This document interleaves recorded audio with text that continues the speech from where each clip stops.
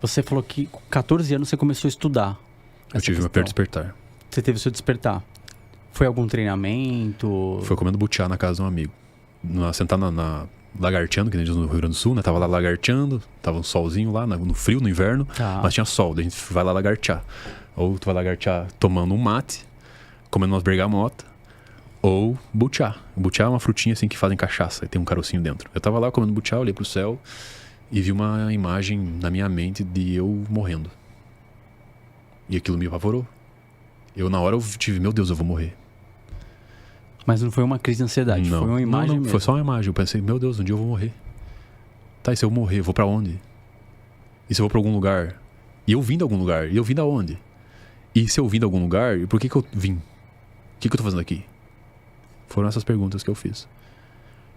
Dali em diante a minha vida mudou. Porque naquele momento que eu perguntei isso, deu meses, meu pai adoeceu, teve que amputar uma perna e ficou acamado por 5 anos. E aí eu cuidei dele dos meus 14 aos meus 19, até quando eu fui pro exército. Fiquei 3 anos no quartel. Eu cresci num lar que teve muitos desafios mesmo, nem vou entrar em detalhes, mas teve muitos desafios familiares. Aí tu perguntou, nossa, como que tu chegou a ser calmo assim? Eu sempre respondo a mesma coisa. Eu me tornei calmo porque o ambiente que eu vivia era violento demais. Mas com 14 anos você era um cara agitado? Eu sempre fui introspectivo, sempre fui tranquilo, observador, analítico, introvertido. Na escola era o nerd que jogava bem bola. Na minha infância era quadra, biblioteca. Quadra, biblioteca. Então sempre pratiquei esportes, sempre amei esporte, gosto muito de praticar esportes. Já fui campeão de futebol, futsal, basquete, skate e fisiculturismo, participei, mas não fiquei campeão, né, que nem você. Fui lá para ter a experiência, eu sou um discípulo da prática, eu gosto de me desafiar. Tanto que hoje eu faço banho de gelo praticamente todo dia, eu entro na banheira de gelo. Eu vi, stalkeei você. Então, eu sempre andei nesses dois territórios, assim. O nerd, patinho feio, mas que era bom nos esportes que praticava, então acabava equilibrando, né?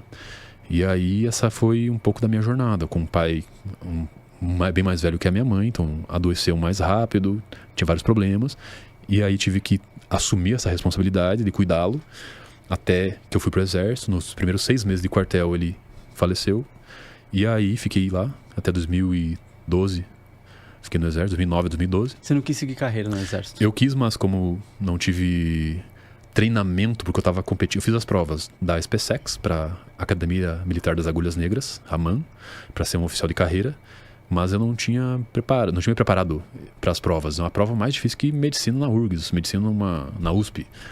É muito concorrida. E eu não tinha preparação acadêmica, preparação de estudos, né? Então eu fiz a prova e tinha uma data limite. Tinha até os 21 anos para fazer a prova. E aí até se preparar de novo. Aí como eu tentei a SpaceX e a ESA bati na trave 2 vezes, eu falei, não deve ser para mim. E aí pedi pra sair depois do quartel, porque eu fui pro quartel com aquela ideia de que ia ser ação 24 horas por dia, filme do Rambo. Então, mas aí agora você já não pensaria dessa forma, né? Não, aquilo eu era um adolescente, né? Agora você falou, não, se tiver guerra, ação, eu tô fora, eu quero paz, eu prego a paz. É muito difícil você falar em um grau de consciência, se eu estiver muito lúcido e consciente, eu não diria que eu vou morrer de trouxa. Eu vou fazer de tudo para sobreviver e proteger as pessoas que eu amo sem ter que matar outra pessoa. Se eu tiver uma forma de imobilizar, se eu tiver uma forma de neutralizar aquela pessoa sem matá-la, eu vou fazer. Com certeza. Agora, ir pra uma guerra estúpida, não vejo sentido. Eu vou encontrar meios de não estar nessa guerra e levar a minha família, as pessoas que eu amo, para um lugar que se estejam protegidas. Mas se a gente não tiver... Mas eu morreria pelas pessoas que eu amo, pela minha família. Mas se não tiver opção, não seria mais justo a gente trabalhar unificar toda a população e falar, a gente vai baixar a guarda e vamos trabalhar no sistema de paz? Eu faria a mesma coisa que Gandhi. Como Cristo também. Como Gandhi, com Cristo. sem dúvida. Que eu acho que isso o mais necessário. É o mais necessário, porque é aí que entra o que eu ia falar, não acabei não concluindo lá antes, o constrangimento que Gandhi promoveu naqueles caras a ponto deles pegarem e falar, cara, ele tá certo e ele não tá nem reagindo, nós estamos fazendo coisa errada, os direitos humanos dos Estados Unidos, os direitos humanos da Europa tá vindo ali, vendo o que nós estamos fazendo, nós estamos sendo mal vistos, por estar maltratando esse povo que não tá reagindo. E aí ele libertou 200 milhões de pessoas na Índia, sem pegar numa arma, sem ofender, sem nada. Só fazendo jejum. Jejum. Sim. Ele caminhou 100 e tantos quilômetros. A Marcha do Sal, ficou conhecida como a Marcha do Sal. Acho que foi 185 quilômetros que ele caminhou. Ele falou, eu vou sozinho. Porque eles estavam sem poder produzir sal na Índia, voltando para esse assunto, né? E ele pegou, falou, vou caminhando até o mar e vou lá pegar um punhado de sal, vou ficar com esse punhado de sal para mim, que é meu do direito. Só que no meio do caminho se juntou dezenas de milhares de pessoas. Chegaram lá no mar, tinha um mar e um mar de gente junto com ele. E aí o exército ficou tipo, não tem o que fazer, esse cara aí E só pela radiação de amor e justiça que aquele cara carregava dentro. No espírito dele, com um corpinho pequenininho, magrinho. Entendeu? A força espiritual. Isso que é o necessário. Pega o exemplo dele, mas pode trazer Cristo como exemplo também. Sim. Agora, o que você falou, voltando para a sua jornada. Isso. Aí você pegou e falou assim, eu servi fora o exército, fui para o fisiculturismo. E aí eu também estive presente no fisiculturismo. Assim como o fisiculturismo, né, a gente sabe, o uso de hormônio, que aí entra a questão espiritual da manifestação em carne. Tudo que você faz para você, que pode te afetar ao risco, é visto como suicídio dentro do inconsciente. Então, o cigarro, você não vai morrer porque você não está se suicidando naquele momento porque você fumou um cigarro. Mas futuramente você pode vir a ter uma patologia devido ao cigarro. Então, eles falam que é a longo prazo. E Deus não quer isso, né? Deus te fez como carne. Você está materializado e aí você tem que preservar o seu templo, que é o seu corpo. Então, tem que saber dosar isso. Explica um pouco mais, Douglas, pra gente. Então, eu tenho conhecimento de causa, também já usei hormônio, né? Infelizmente... Eu não preciso nem falar. Fui campeão... Pois é. Né? Então... O esporte precisava na época. O uso de hormônio para essa finalidade estética, que tem como motivação a vaidade, o medo, a insegurança, a baixa autoestima, que é só para isso, para nutrir o ego. É só para evidenciar a tua máscara, evidenciar o teu personagem. Não é para uma finalidade espiritual. Sim, mas eu vou entrar nessa questão que você falou, justamente. É uma questão de competição, pois é, de estética, de ego, e é suprafisiológico.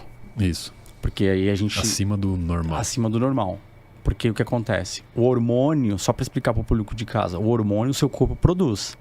A partir do momento que você chega a uma certa idade, essa produção ela cai. Uhum. Você fazendo um acompanhamento médico, não é algo que o seu corpo não produza. Uma TRT, uma reposição de hormônio para não ter a perca de massa magra, ok, não tem problema. Só para a gente colocar bem isso em evidência, né, Sim. Douglas? Para as pessoas falarem, não, é pecado? Não, calma.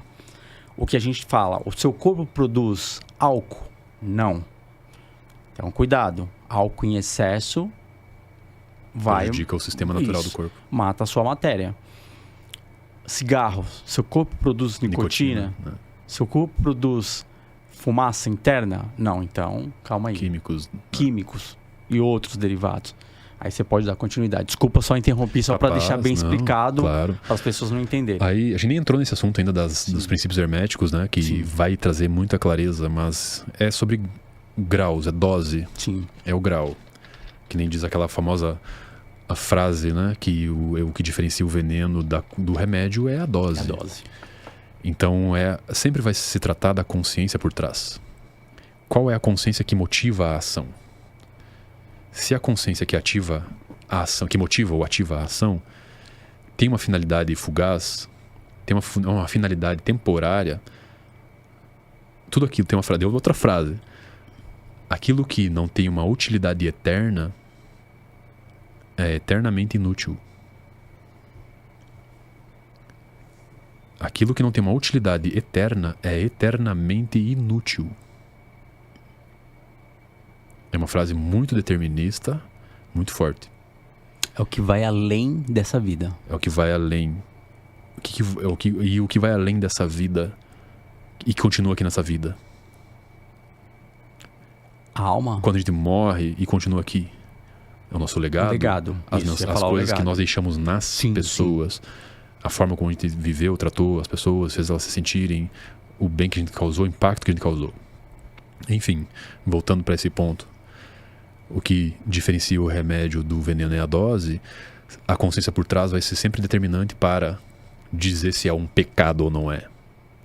Se está se destruindo ou não está. Se uma pessoa é um idoso que tem sarcopenia, tem problema de ganho de massa muscular, você fazer um uso de testosterona é salvar a vida daquela pessoa. Sim. Então são as circunstâncias, as situações. Depende muito da situação. Se você é um cara jovem que tem saúde e você vai lá porque você não tem um nível de aceitação profundo, não tem inteligência espiritual a ponto de compreender que é uma fase que você está vivendo e que você pode encontrar outros meios, só que você está com pressa, você está com uma dor muito grande que você sabe lidar. Aí você está desesperado e você vai lá e toma trembolona para ficar em 10 semanas trincado e teu coração está lá explodindo. É tudo uma questão de consciência por trás. Tem o que o espiritismo traz, né, como suicídio inconsciente, é a pessoa que não tem a consciência que ela está fazendo e faz uma cagada.